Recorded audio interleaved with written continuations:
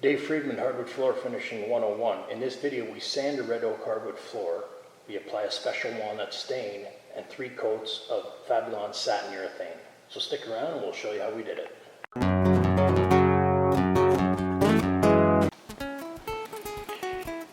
You're just doing a pre-sand walk around here. You've got 3/4 inch thick by 3 1/4 wide red oak.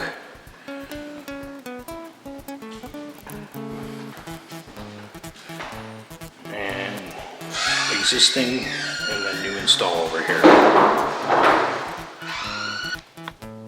We'll be sanding, staining this special walnut and applying 3 coats of urethane.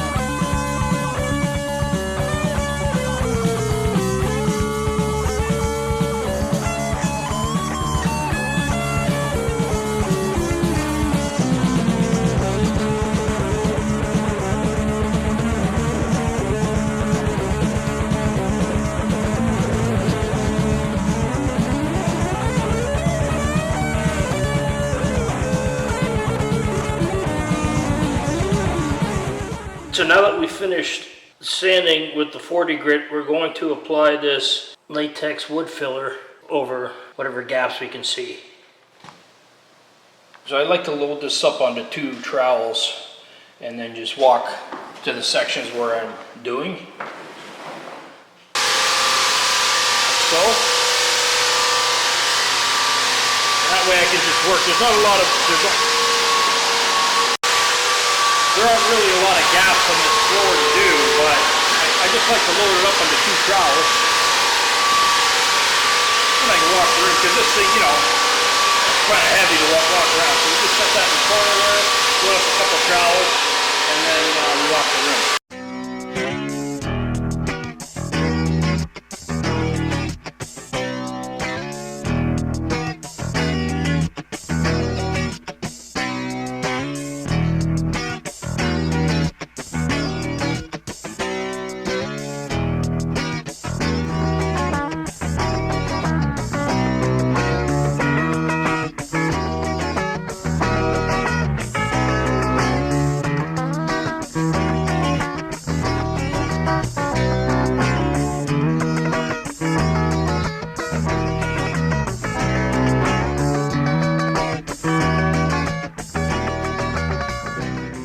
With this job, we're also doing around the stairs, so we're just doing the top level around the stairs and in between the balusters.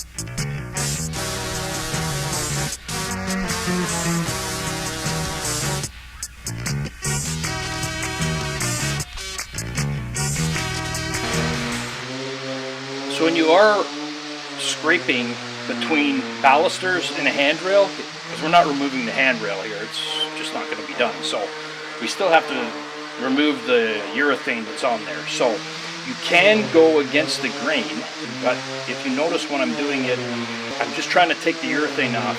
You're going to rip the grain a little bit, but then you always go with the grain after. So you can start by going against the grain because the grain direction is running lengthwise, so we have to rip it, but we can go back later with the sandpaper and we're going to just take out whatever marks. It doesn't look too bad. It's like a hand scraped effect sort of in between there, but we still want to be consistent with the rest of the floor. So what I'm doing is I'm just ripping against the grain slightly. I'm going to come back, go with the grain, and then I'm going to sand that out just to make it look better.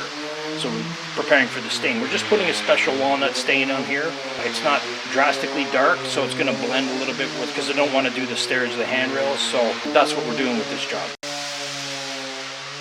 can see we're taking this material off here just by hand scraping it, and then we'll go with the grain after. We're also going to use it with the paper.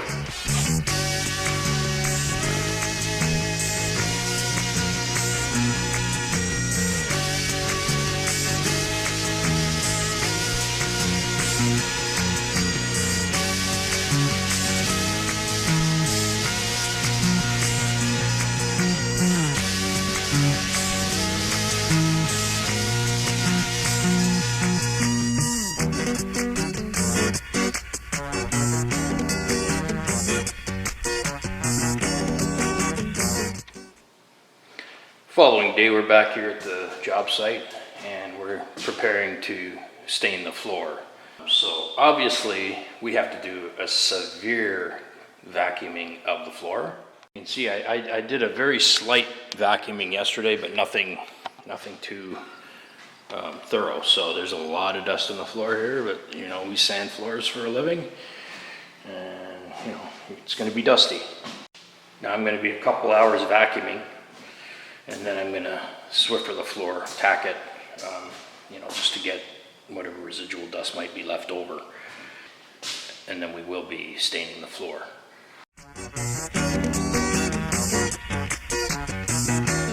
So the floor is thoroughly vacuumed now, and what I'm going to do now is I'm going to Swiffer the floor.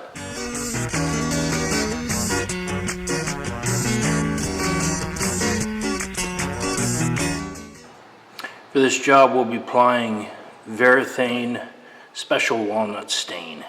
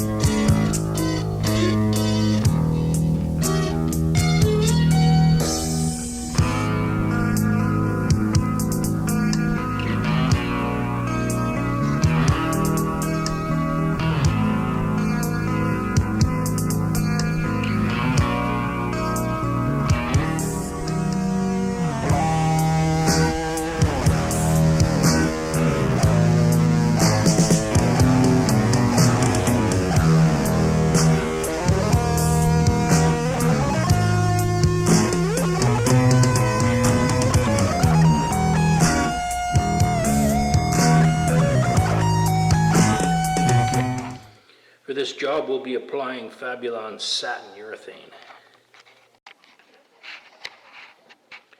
So we're back the following day. The stain has been applied and it's nice and dry now. This is the Varathane Special Walnut. So it's looking quite good. Very even everywhere. No edger lines on the ends of the planks. They've all been removed by scraper and palm sander. So it's looking quite good. I will be applying 3 coats of Fabulon Satin Urethane to this floor. Now when you open a can of Fabulon Satin, you look at how it's comprised here, what it's made of. If you look at the very top here, it's quite clear, kind of like motor oil. Now when I go into the can, see all that white pigment? That's the satin. Now when you buy there are 3 types of Fabulon that are available on the market. We have satin, semi-gloss, and gloss. So when you buy the gloss, it's basically just the clear part that we saw when I first opened the can. And then when you buy the semi-gloss, it's 50%, and when you buy the satin, it's all of this pigment. So basically the semi-gloss, they put in about half the amount of this white milky pigment into the semi-gloss, so it's 50%. What you want to do when you open the can and when you're using the satin is you want to thoroughly stir it. So we don't want to shake the can. That would put bubbles in the can. You would have to wait for it to dissipate. Give it a nice mix. You basically want to make sure that all of that clear substance is thoroughly mixed into the can before you start to use it. So I just keep lifting it from the bottom up. I'll be using a 6mm lint-free roller to apply the urethane, and that's what's critical. We have to use a lint-free roller. Nothing but. It might cost a little more, but you want to use a lint-free roller because you don't want lint on the floor. So when I apply urethane, I cut in the traditional regular paintbrush, using a 2-inch brush, similar to the way you would paint, and then I just lay the urethane. So we'll go through that. I'm using a 6mm lint-free roller. What you have to remember when you're applying urethane, you're basically laying urethane. You don't have to continually, repeatedly go over. Once you've covered it, and you can see it's laid flat consistently, then you can move on. You don't have to repeatedly go over. As a matter of fact, if you wait too long and then you roll over with your roller, you're going to raise and cause little pits, pops. So you really want to avoid that. So we'll just get into it now.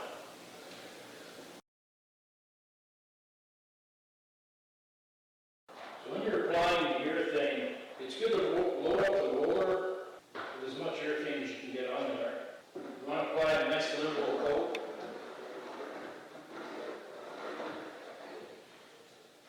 And one thing you'll notice, I'm not pressing down at all. I'm just letting the weight of the tool glide across the floor and roll on. You don't need to press it, put any downward force, because the gravity is just pulling it down anyway. So it's not necessary for you to push down or anything like that. Just, let the weight of the tool do the work. Just guiding it along. Just guiding it along to where it has to go. Now, I've used every conceivable applicating method for finishing floors. I've used T-bars, I've used the Varathane lens wool applicator and the blue applicators that Varathane made. And then I started using this, and I just find that hands down, the roller is the best method to use. And the reason I like the roller as opposed to I call them plowing methods, because those other methods, they're good. You get good at it and you practice them. I just find that they tend to be plowing the urethane. So when you get to the end of the wall, when you get to the wall after you're doing the run, you have this buildup of urethane there. Because the applicator is just flat, it's not moving, right? It's just sitting there flat. The roller is rolled, so you're never plowing the urethane. And I just find that the result is spectacular. Another thing you can do is you can go perpendicular when you get to the wall, so you're not going to have any buildup.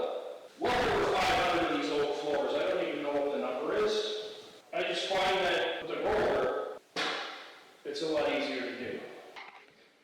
just take a look at this. Okay.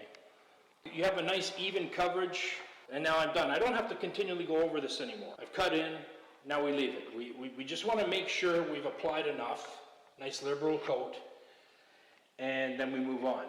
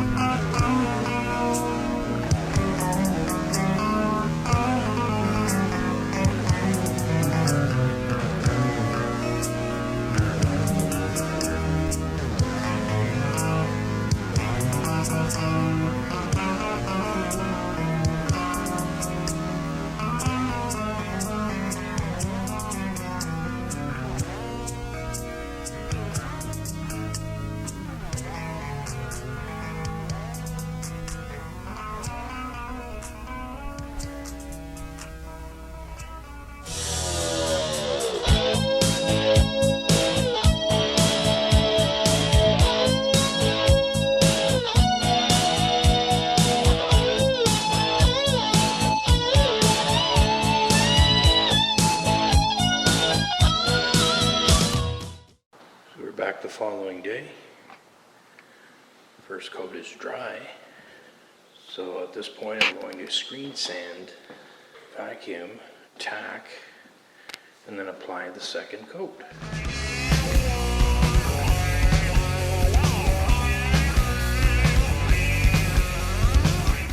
So after applying the first coat, there's a bit of a stubble coarseness to the floor because the grain gets kind of raised. So in these areas here, in particular, you'll grain raised. So we correct that by screen sanding 220 grit. 220 grit screen sand with the pole sander.